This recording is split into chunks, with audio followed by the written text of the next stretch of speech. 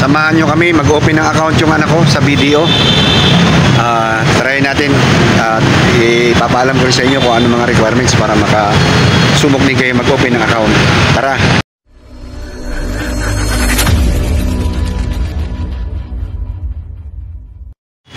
Alright guys, nakarating na kami sa BDO guys, yan, Bangko de Oro guys, ayon.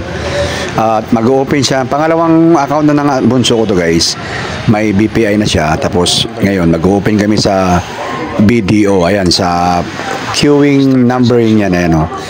So yan, queuing numbering, kasi nga mas maganda kasi yung marami kang account na bangko para at least magka-problema may isa, dalawa ang bangko mo. So hindi problema. Ayan yung requirements guys, ayun, nangunguna yung PSA kasi underage pa yung bunso ko at yung registrar ng eskwelahan at yung mga biling-biling ganon. So ayan pina-represent niya yung kanyang ID at saka yung PSA niya mga Xerox. Pero kailangan ng original, kailangan ng pakita ng original, ganon yun. Okay guys, on process na po yung kanyang account. Hinihintay na lang kami sa loob. Malamig naman kaya okay lang bakit maghintay. Okay guys, binalidate ng bangko, BDO yung ID ng anak ko sa school. Ay wala namang pirma siya sa likod. Wala pirma yung anak ko sa likod na ID niya kasi naghanap ng ibang ID yung bangko. So mabuti na lang dala ng anak ko yung kanyang non-pro na license niya at may pirma siya doon eh. So yun ang in-honor. Tapos kailangan pala guys, dala-dala mo yung original copy ng PSA ng anak nyo kung gusto nyo buksan ng account yung anak nyo. Para kasi tinitingnan din kung tama ba yung mga sulat na pangalan doon. Kasi may stricto sila sa information personal information. So 2,000 ang primary deposit mo sa ATM yun guys. Since tanghali na guys, nagutom na ako. Punta mo na ako 7-Eleven guys para kumain. Kakain ako, bibili na ako 7-Eleven dito. Alright guys, baka magtaka kayo guys na dalawa na ang account ng bunso ko na bangko, BPI at saka BDO. Hindi ibig sabihin maraming pera guys Ang gusto ko lang kasi guys na nagka-problema kasi yung bunso ko sa kanyang account ng BPI. So lahat ng pera niya ay na-hold doon. Kaya sabi ko, magbukas ka na ng panibagong bangko para may option ka. Ayan, may card na guys, na-release na agad yung card niya guys. So mag-change pin na kami guys. Magpapasok ko na yung pin dyan para sa'yo na yung pin galing. Okay, ayan na. Tapos na guys, may card na siya. Ayan, dalawa na ang kanyang account sa bangko. Asan niya ito mo? Ito mo. ATM. Ano mo yung card ko? Hindi na, ganun lang, ang layo. Ano ko? Okay guys, after namin pumunta ng mag-open ng account ng anak ko, pumunta siya ng FEU guys, ayun, ando siya. Para mag-inquire naman sa kanyang scholarship. Diba? Ayun, dito mo. Ayun siya, ayun ayun. Alright guys, ganun lang kasimple yung pag-open ng account guys ng mga anak natin. Pag gusto nyo makukuha naman agad, hindi makukuha agad yung ATM card ng anak nyo kung lalagyan nyo ng pangalan yung ATM niya. Pero kung wala naman, pwede nyo makuha agad yung ATM. Pero kung gusto nyo lagyan ng pangalan para babalikan nyo after 3 days or 1 week, ganun. Ganun lang guys, ganun lang ka-simple pag kumuha ng account ng BDO. Okay guys, so ngayon guys, nandito kami sa FEU. Ayan, eskwelahan to guys.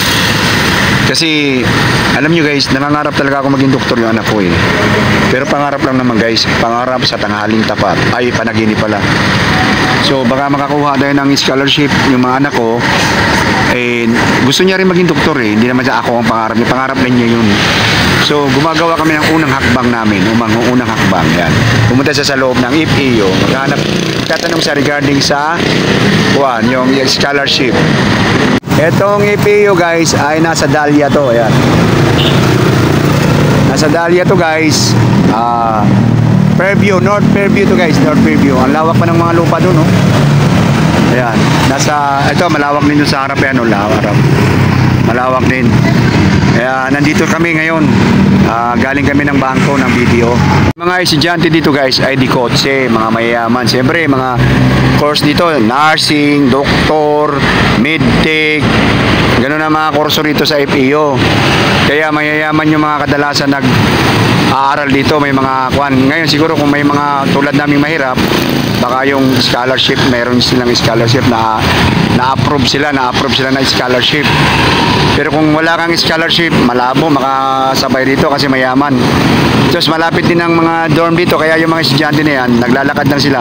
Baka malapit lang yung dorm nila, nilalakad lang nila ganun. Maraming dorm doon banda guys banda dorm, banda dorm. Alright guys, yung application pala ng anak ko kaya hindi siya tinatanggap dahil sa Diliman pala yon. Pero sa ngayon dito sa school, meron daw silang ongoing na application at sana matanggap siya. Ayan guys, ayan. So mag-a-apply kami sa online ba be? Online daw eh. Mag-a-apply kami sa online, depende na yan, i-scan ba be? I-scan? Scan. Sana guys, dasal nyo kami, tulungan nyo kami ma-qualified siya para makamit namin yung pangarap namin. Okay guys, after nung APU guys, dumiretso kami sa CHED guys, dito sa may UP Diliman campus kasi mag-a-apply din kami ng scholarship ng aking bunso para makadagdag naman, makatulong naman sa konting pinansyal lang kasi hindi pa naman tayo gaano kayaman. Mahal kasi ang kurso na pinapangarap namin. Kaya naghahanap din kami ng makatulong din sa amin. Ayun guys. Kaya dito kami pumunta sa CHED. Yan, papasok na kami yan guys. Yan ang pinaka-main ng CHED guys. So ayan o. Kayo guys, kung gusto niyo mag-apply din. Nandun yung bunso ko guys. Pupunta kami ng CHED. Ayan o. Commission of Higher Education. Pupunta kami doon siya guys kasi ay mag-inquire kami ng scholarship ng estudyante ng bunso ko. Kasi medyo malaki-laki ang gagastusin naman sa college niya eh. Magdodoktor nga eh. Ay, sige guys, punta tayo doon.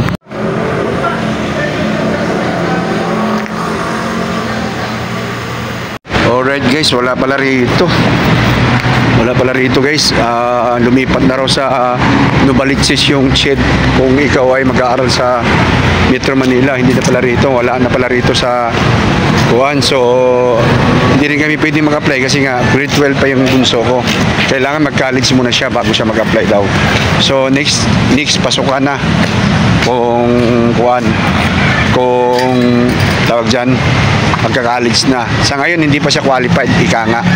Sa college lang daw. Pero nakalipat na sa Novaliches, QCCU QUC. So, kung kayo mag-apply ng scholarship ng CHED at Metro Manila ang school nyo, doon na sa Novaliches daw, nandun niya. Wala na rito sa may bandang UP. Wala, central na raw to rito. Central na. So, yun lang guys, yung buong maghapon naming lakad ng bunso ko. Naghahanap kami ng tinatawag na masandalan sa pag-aaral niya. Kasi ako hindi ko kaya. Pogi lang na the vlogger na walang viewers. Sige guys, bye-bye na guys. Bye-bye guys. Kita-kita na next video guys. Bye-bye.